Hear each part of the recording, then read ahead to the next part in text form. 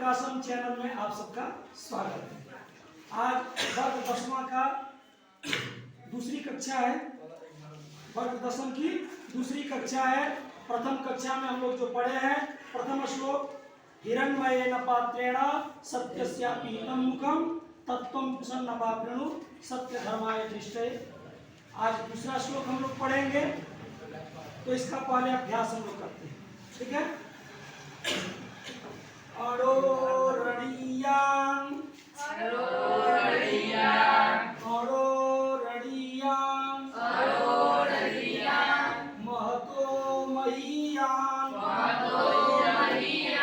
महतो महीयान् आत्मास्य जन्तोर्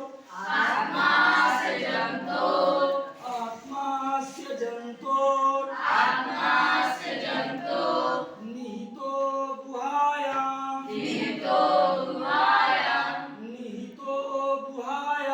तमाक्रतुः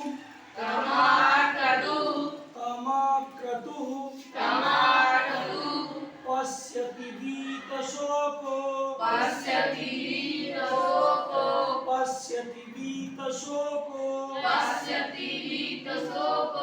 धातु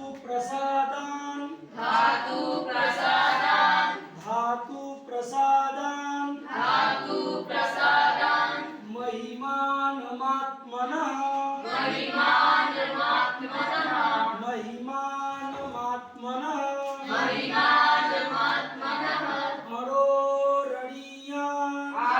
अरोरणीयान् महतो महीयान् आत्मास्य जन्तोर् निहितो गुहायां तमाक्रतुः पश्यति वीतशोको धातु प्रसादान् महिमानमात्मनः दृष्ट्वा वदिष्यन्ति वदन्तु एकवारम्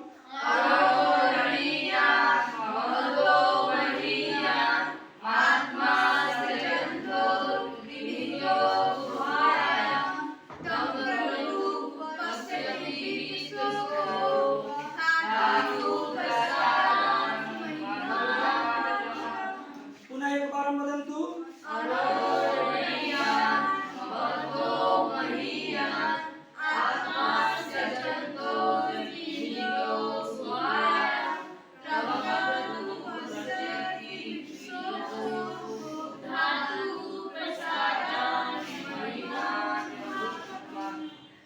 महिमानम आत्मनः।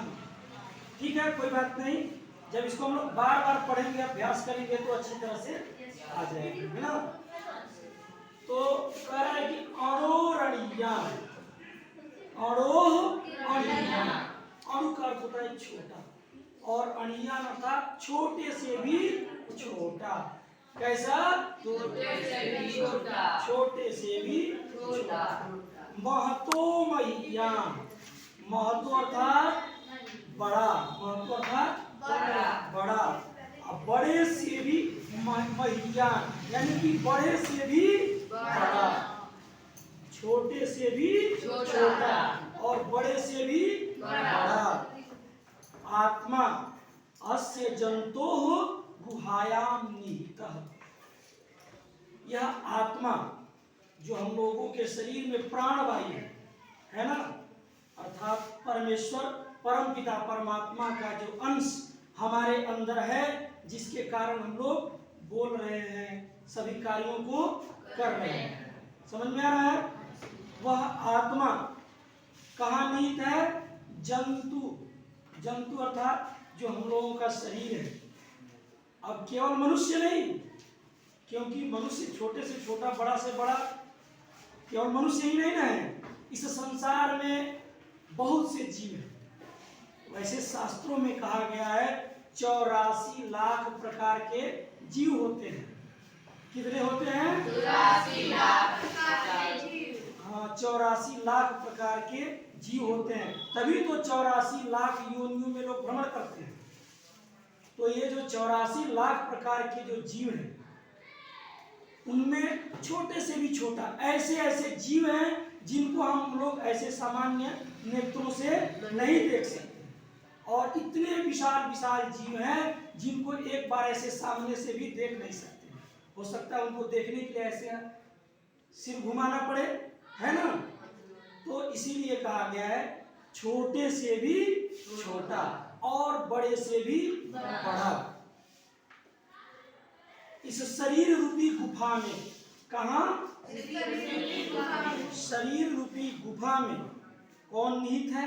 आत्मा निहित है, अर्थात आत्मा स्थित है, आत्मा स्थित है। तमक्रतुः पश्यति वीतशोको धातु प्रसादान महिमानं आत्मनः। ये परमपिता परमात्मा पर ब्रह्म की कृपा से, उन्हीं के प्रसाद से, उनकी प्रसन्नता से, जो परमेश्वर हैं उनकी प्रसन्नता से जो वीत शोक लोग हो जाते हैं। वीत शोक किसे कहते हैं?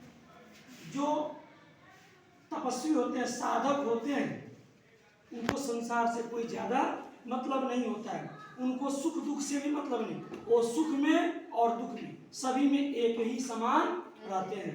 वो सुख पा करके बहुत अधिक फूल नहीं जाते हैं और दुख पा करके दुखी भी नहीं हो जाते, है ना। तो ऐसे लोगों को क्या कहते हैं? वीत शोक। क्या कहते हैं? वीत शोक। अर्थात जो साधक, जो तपस्वी हैं, जो परमात्मा की कृपा को जानने वाले हैं, तो वो कब? परम पिता परमात्मा पर ब्रह्म की कृपा से, उनकी प्रसन्नता से वो आत्मा की महिमा को वीत शोक लोग जो हैं, यानी कि जो तपस्वी हैं, साधक हैं, वो देखते हैं। समझ में आया? छोटे से भी छोटा और बड़े से भी बड़ा शरीर रूपी गुफा में यह आत्मा स्थित है, और ब्रह्म की कृपा से, उनकी प्रसन्नता से जो साधक, जो तपस्वी लोग होते हैं, वो आत्मा की महिमा को देखते हैं, अर्थात उसको जानते हैं। इस संसार के सभी वस्तुओं को पार करके, यानी कि इस जीवन को पार करके भी हम लोग सामान्य नेत्रों से आत्मा को देख सकते हैं? नहीं देख सकते हैं, किंतु वे साधक जो हैं वो सब कुछ देखते हैं। उनको क्या दिखता है? कि आत्मना सर्वभूतेषु, वो जो है अपनी ही तरह सबको देखते हैं, अपने में ही भगवान को भी देखते हैं और अपने में भी तुच्छ जीव को भी देखते हैं। इसलिए वो क्या है? साधक है, तपस्वी है, और इसलिए उनको क्या कहा गया? वीत शोक कहा गया। क्या कहा गया है? वीत शोक। छोटे से भी छोटा और बड़े से भी बड़ा शरीर रूपी गुफा में यह आत्मा स्थित है, और उसको पर ब्रह्म की कृपा से वीत शोक लोग जो हैं, अर्थात साधक तपस्वी लोग जो हैं, वो उस परमात्मा की महिमा को, अर्थात उस परमात्मा का छोटा अंश जो आत्मा की महिमा को देखते हैं, अर्थात जानते हैं। समझ में आ गया? कहीं कोई कठिनाई? और यदि कोई कठिनाई हो तो आप लोग पूछ सकते हैं, और यदि नहीं कठिनाई है तो आप लोग इसको अधिक से अधिक देखिए, समझिए, और सब्सक्राइब, शेयर जो भी करना है, लाइक करना है, कमेंट करना है, इसमें करिए, जिससे कि मेरा भी उत्साह बढ़े और हम और अच्छी तरह से पढ़ाने का प्रयास करें। ठीक है? धन्यवाद।